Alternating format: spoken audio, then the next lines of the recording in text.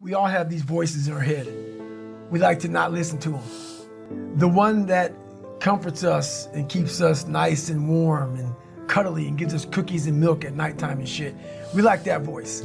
That voice, the one we want to always hear, which is why people don't like to listen to me a lot. Some people do, some people don't. The only thing that changes you is being real. So basically, I had to have the courage to go back in it because nothing was getting done. I kept on going to that nice cuddly voice in my head saying, you know what? You don't need to do this. That's too much work, man. You've earned this. You deserve this. And that mentality got me to 297 pounds, fat, out of shape. To me, a loser. To me, making $1,000 a month and making a ton of mistakes. Because mistakes happen on the easy side of life. You take the easy road, the easy path, there's a lot of mistakes over there. The hard journey, you don't make too many mistakes over here because it's too hard. You don't want to repeat it. So it's challenging. And would you say you've built this almost like sadistic quality where you almost enjoy the pain? I don't enjoy it. It's necessary. Yeah. It's necessary. So every morning I wake up, it's not just about working out, but for me, working out has been a very big part of my mental growth.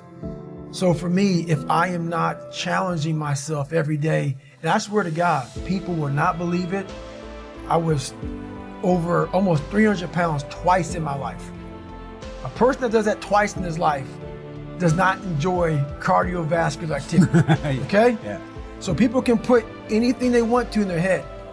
I did realize one thing. The things I don't enjoy that I still do, that's where growth is at. And that's, for me, the only place growth is at, is in that very uncomfortable, in that uncomfortable zone. So for instance, today I woke up and I just got to London and I don't know where to run here. It's very difficult to run around this place. So someone said, hey, you can run around out here, like around this 1 mile block. And I'm like, you know what? I'm not doing that. So I went down to the gym and there's this like crazy elliptical trainer, but it's not a normal elliptical trainer. It's one that you like almost self-power and is very... Yeah, it's not electric. It's very difficult. Yeah. So I got on that thing and I realized, man, this shit sucks. And after like 2 minutes, I'm like, I don't want to do this. So right then I realized, it looks like we're gonna be here for a while.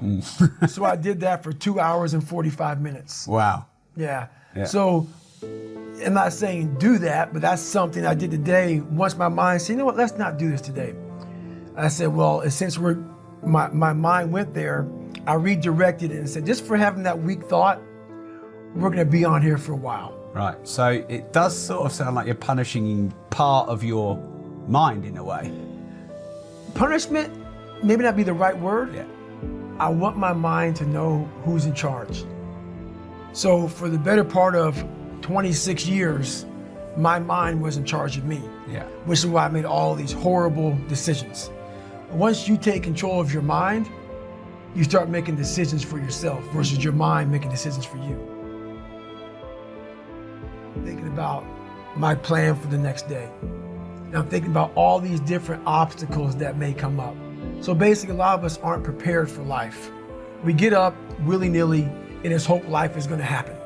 It is gonna happen, but it's gonna happen with a prepared mind or an unprepared mind. Most people attack life with an unprepared mind. What I do is I try to account for all things that could happen, might happen, probably will happen, and then the unknowns. So basically, I can't account for everything, but I do know there could be some things that come up in life that you need to be ready for. I know for a fact I'm not gonna wanna work out tomorrow. Therefore, I'm preparing my mind for that. I don't wanna do that. I know tomorrow will come with some difficult decisions to make. It may come with getting a phone call saying someone died, this happened, that happened. I'm always preparing myself, not in a morbid way, but just like, look, man, be ready for life. Don't let life just start attacking you left and right. Make sure that you start to build a mental armor so then you're ready for life. And that comes with a very physical way, and the physical helps out the mental. And do you think that's a lot of that's your background, your training, the hell weeks you've done, all of that? Do you think that's created that discipline in your mind? It helped, but honestly, it was I realized at a young age how to change myself was through discipline. And the military didn't teach me that. It was something I realized I had zero discipline, zero self-discipline. And I realized I have to start developing this. And I started really because I was horrible at reading and I was horrible at writing. I have so many learning disabilities, not even funny. So I just sit down at the table and spend so much time in this, reading and writing and learning. And that kind of translated over to my self-discipline with working out. So that's where it started. I started when I was about 16 years old and said, well, I'm a 4th grade reading level.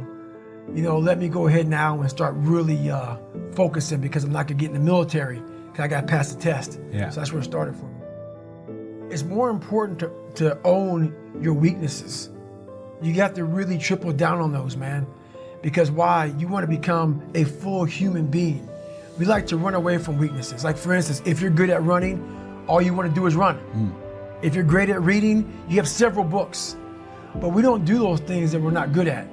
So for me, I realized, shit, man, like I keep on running away from these things I'm not good at. I have to dive into these things. I have to become one with these things. And that's what happened. And so I own them both. Yeah. And I talk very openly about them both. Do you ever have a day where you just think, fuck it, I can't be asked to do anything. I'm not going for a run, I'm not stretching, I'm doing nothing.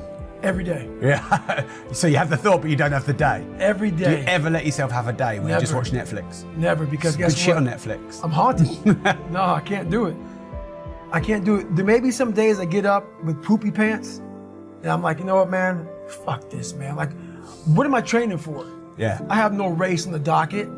Why am I having this such a structured life? Why? And I'm like, you know what? I'm good. I'm done. I retire every day. Yeah. I'm done with this shit. And I sit around and I say, okay. And then this is my thought process. So you want to be normal. So you just want to be like everybody else that roams the world, not knowing the power that's in them. Being fine with being mediocre. You want to go back to who you were, huh, David? Fuck that, man. And you have that conversation with yourself every day? Not every day, it's those bad days. Yeah. It's those bad days. I see a whole bunch of people walking around out here who have no idea how talented they truly are. And I'm talking about talent, like some God-given ability. Talent that sometimes you have to hone, you have to work on, you have to harness yourself. And they just walk around just on their phones, just clueless to how powerful they are. How does someone who's ordinary or listening or watching get more committed, achieve more success? The biggest thing you have to do is shut off technology. You have to go dark. What I mean by that is you have to be quiet in your mind. Get away from people. We love being around people. We love talking. We love parties. We love all that shit. It's okay to be alone. It's also okay to be unhappy. It's okay to be unhappy sometimes, man. It's okay to say, you know what, man, I'm fucked up. So you gotta go to the truth first. Who are you? Get really accountable and say, okay, who am I? What's the truth about me? Get to that dark place in your mind. Figure out, it may take months, it may take years. Figure out your purpose. Figure out what you want to be in life. And then from there, okay, I have my purpose. It may take a long time. No one knows their purpose because it's too loud. Find your purpose. From there, all right, you gotta start planning. People love the planning phase because it's very comfortable. Then from the planning phase, you gotta go to execution. So the execution phase, what we all hate, because that's where the real work begins, and that's when the failure happens, and the failure. So, but you know, that's kind of how you have to do it. Yeah. So, is there any part of what you do in your day that actually just really enjoy? It's not overcoming demons or overcoming voices. You just actually think, this just actually makes me happy and I really like it.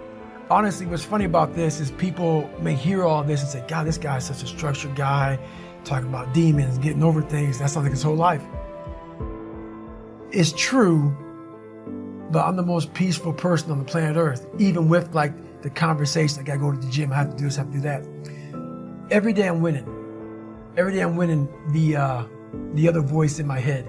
So I'm at peace with myself.